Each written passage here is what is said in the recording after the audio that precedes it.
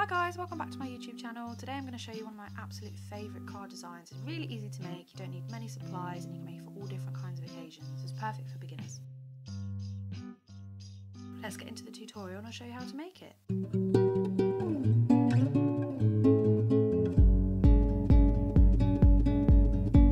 Here's what you're going to need to make this card. One paper pad. You can use any paper pad you like, but I'm going to use the Game On paper pad from Paper Addicts, which is full of sporty themed elements. You'll also need some card blanks, or you can also make your own card base, but I really like these 6x6 craft card blanks from Dovecraft, which also come with envelopes. You're going to need a pair of sharp scissors, a pencil, some adhesive. You can use double-sided tape or glue, but I prefer tape. The foam tape is optional, but if you don't use foam tape, you need something to draw a circle. First, you need to choose your papers from your paper pad. You can use scraps, but I like to use a paper pad because I know the patterns and elements within the paper pad will match. You want to choose papers with different sizes of elements, and I also like to choose them with different coloured backgrounds, so there's a bit of variety on the card. Make sure you choose patterns where the elements are easy to cut out, especially if you're a beginner at fussy cutting.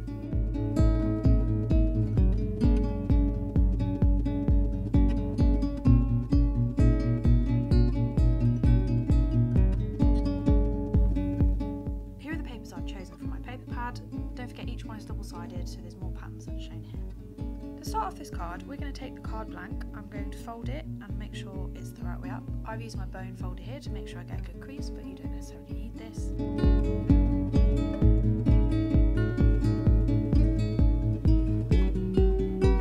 Then I'm going to use my roll of foam tape to draw a circle on the middle of the card. I use a pencil because if there's any of this circle left showing at the end, I can just rub it out. This is just a guide to help us make sure our wreath is a rough circle shape.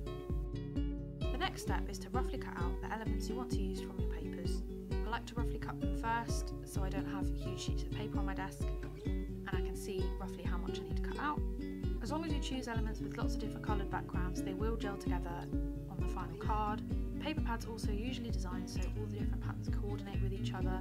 This is why I like using a paper pad for this design. You know all of your elements are going to coordinate in the end.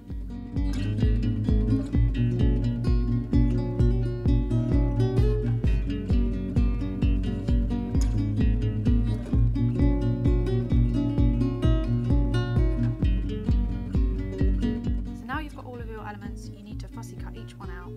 This does take some time, especially if you haven't done much of it before, but personally I find it very relaxing and it's definitely something you can do in front of the TV as well, which I've done many times before. You just need a tray and a pair of scissors and you're away. I like to leave a little bit of a background around each element, which makes them easier to cut out, but also gives a bit of variety in the final design. As I fussy cut my elements, I like to lay them out on the card as I go to make sure I've got good coverage and make sure I have enough elements to fill my whole wreath. Don't forget this card works for many different styles and occasions.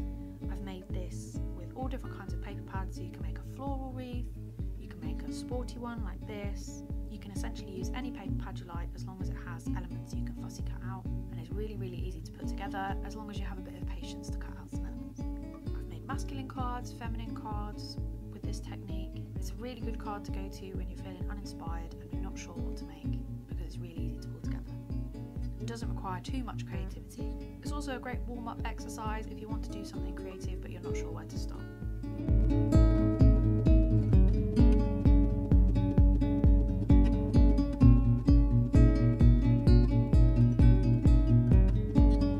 Once they're all cut out, it's time to arrange them in the final position on the card. I don't like to stick them down straight away because it can be hard to see where they should go, so I will usually rearrange them several times just to get the look I'm going for. Make sure you balance similar elements on opposite sides of the wreath and overlap and vary the sizes of the elements that you use. This will give your wreath a more organic look. When you're ready to stick them down, this is how I keep them all in a rough design. It's not very technical, but it works for me. Now you're ready to adhere your elements down. You can use glue as well, but I like to use double-sided tape because whenever I use glue, I get it all over the place. Use whatever you prefer and whatever is easiest for you.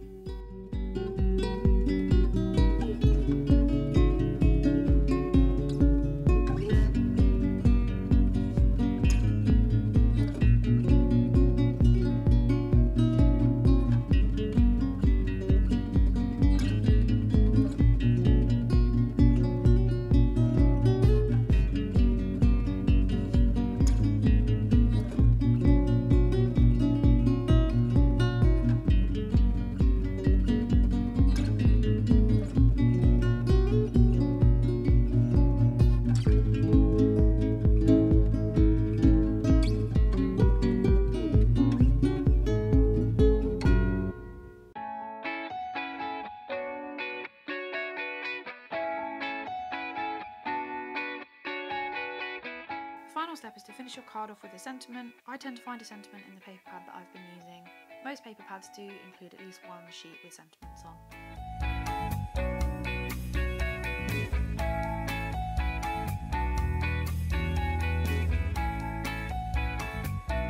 For this one, I rounded the corners and then I attached it with foam tape.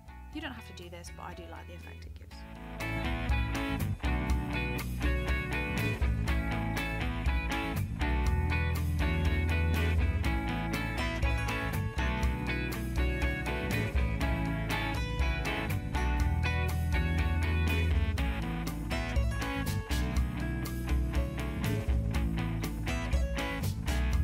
And we're done! If you do recreate this card, please do tag me on Instagram so I can see. I'd love to see your creations.